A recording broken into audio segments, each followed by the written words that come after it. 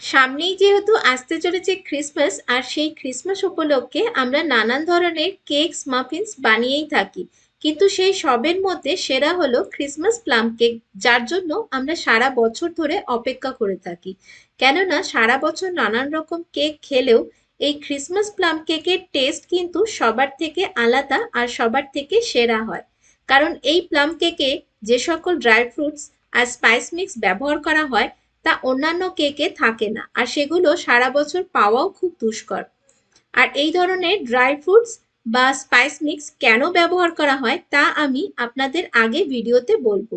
তাহলে বন্ধুরা পুরো ভিডিওটা শেষ অবধি দেখতে থাকুন, কারণ আমি এই ভিডিওতে আপনাদের একদম ট্রেডিশনাল অথেন্টিক প্লাম কেকের রেসিপি শেয়ার করব, যা আপনারা অন্য কোথাও পাবেন না।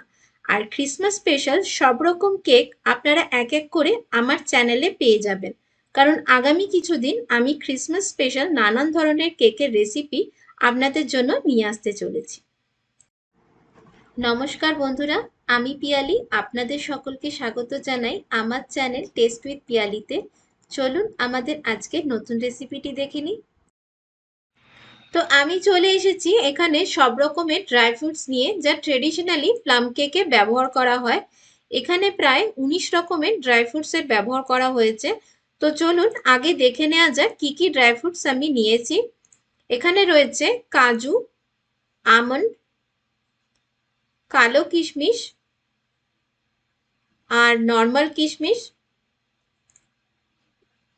ক্র্যানবেরি, পেস্তা, আখরোট, ব্লুবেরি, অ্যাপ্রিকট, তার সাথে রয়েছে ক্যান্ডিড বা ড্রাইড অরেঞ্জ পিল অর্থাৎ কমলা লেবুর খোসার মোরব্বা, তারপর ড্রাইড কিউই, পাইনাপেল বা আনারস, ক্যান্ডিড জিঞ্জার বা শুকনো মিষ্টি আদা, পেঠা বা চালকুমড়োর মোরব্বা, ড্রাইড চেরি, ব্ল্যাক কারেন্ট, খেজুর, ড্রাইড স্ট্রবেরি, আর রয়েছে 3 রকম রঙের টুটি ফ্রুটি।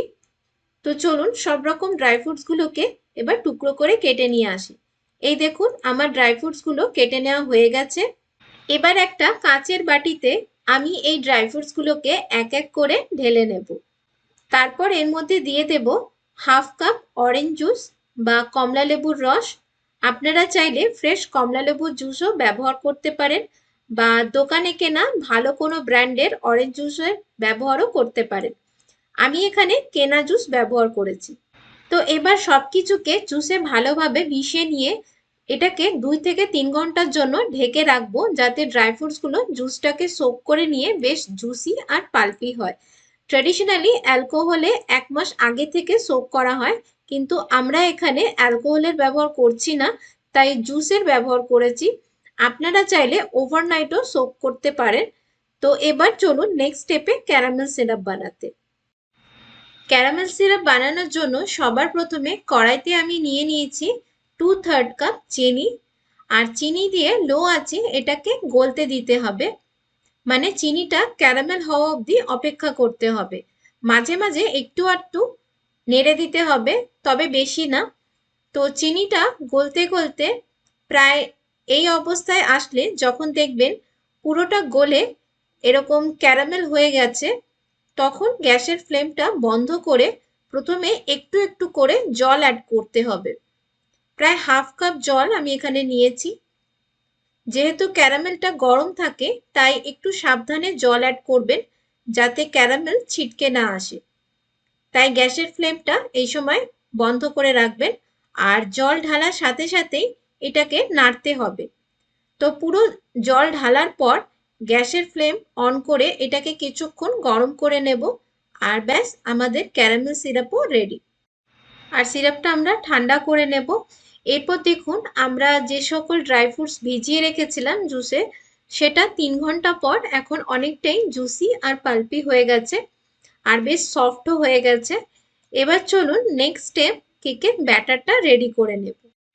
আর ব্যাটার বানানোর জন্য সবার প্রথমে একটা মিক্সিং বোলে নিয়ে নেব সব ড্রাই ইনগ্রিডিয়েন্টস গুলো, যার মধ্যে নিয়েছি 1 কাপ আর 1/3 কাপ ময়দা, 1.5 টিস্পুন মানে 1 টিস্পুন আর half teaspoon baking powder, half teaspoon baking soda, 1 চিমটে লবণ, হাফ টিস্পুন দারচিনি গুঁড়ো, 1/4 টিস্পুন লবঙ্গ গুঁড়ো, 1/4 টিস্পুন জায়ফল গুঁড়ো, হাফ টিস্পুন শুকনো আদা গুঁড়ো আর 1/4 টিস্পুন এলাচের গুঁড়ো। এরপর সব শুকনো উপকরণগুলো চেলে নিয়ে ভালোভাবে মিশিয়ে নেব। তো যে সকল স্পাইস মিক্স ব্যবহার করলাম এগুলোর জন্যই এই প্লাম কেক এতটা বেশি টেস্টি হয়। আর যেহেতু শীতকালে এই কেক খাওয়া হয় তাই এই সকল স্পাইসেস ব্যবহার করা হয় যাতে ঠান্ডায় শরীর বেশ গরম হয় এবং শীতকালীন সর্দি কাশি থেকেও যাতে আমরা দূরে থাকি। তো এবার অ্যাড করব 1/4 কাপ রিফাইন্ড তেল, বা আপনারা চাইলে মেল্টেড বাটারও ব্যবহার করতে পারেন। আর তারপর অ্যাড করব ক্যারামেল সিরাপ, যেটা আমরা বানিয়েছিলাম।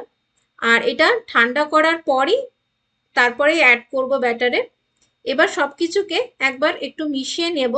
তারপর অ্যাড করব সমস্ত ড্রাই ফ্রুটস যেগুলো অরেঞ্জ জুসে সোক করা হয়েছে।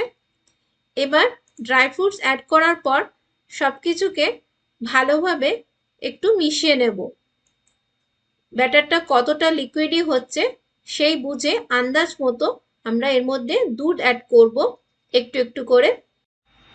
তো আমি এখানে হাফ কাপ দুধ নিয়েছিলাম, কিন্তু হাফ কাপ দুধ পুরোটা আমার প্রয়োজন পড়েনি।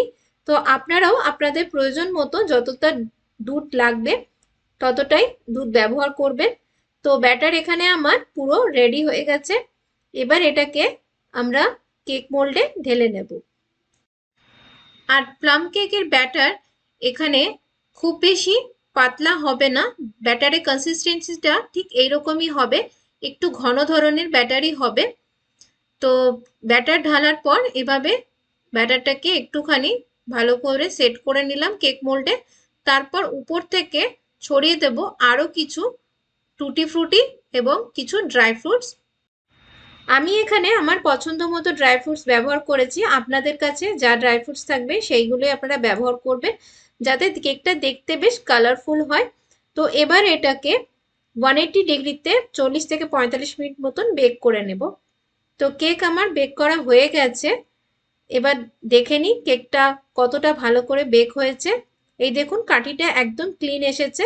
এবার এটাকে ঢাকা দিয়ে পুরোপুরি ঠান্ডা হতে রেখে দেব। আর কেক এখন পুরোপুরি ঠান্ডা হয়ে গেছে। এবার এটাকে কেক মোল্ড থেকে বের করে নেব আর তারপর এটাকে কেটে দেখাচ্ছি যে কেকের ভেতরের টেক্সচারটা কেমন এসেছে। তো আগে কেকটাকে দেখে নিই। দেখুন কেকটা দেখতে কতটা সুন্দর হয়েছে এবং কালারফুল লাগছে।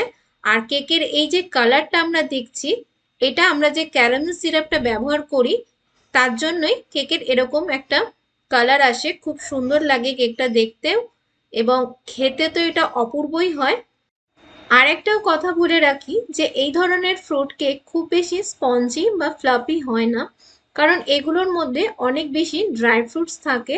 তার জন্যই এগুলো একটু ডেন্স ধরনের হয় কিন্তু বেশ সফট হয়। তো বন্ধুরা, আমার এই ক্রিসমাস স্পেশাল অথেন্টিক প্লাম কেকের রেসিপি যদি আপনাদের ভালো লেগে থাকে তাহলে অবশ্যই ভিডিওটাকে লাইক করে দেবেন। আর যদি আপনাদের কিছু জানার থাকে বা কিছু বলার থাকে সেটাও আমাকে কমেন্টে লিখে জানাতে পারেন।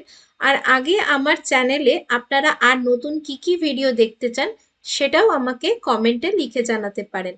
আর দেখুন কেকটা কতটা কালারফুল লাগছে আর একদম ড্রাই ফ্রুটসের ঠাসা।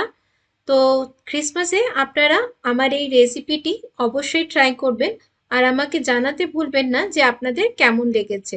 আর চ্যানেলটাকে সাবস্ক্রাইব করে পাশে থাকবেন বন্ধুরা। তাহলে নেক্সট আসছি ক্রিসমাস স্পেশাল আরও নতুন কেকের রেসিপি নিয়ে। ভালো থাকবেন, সুস্থ থাকবেন।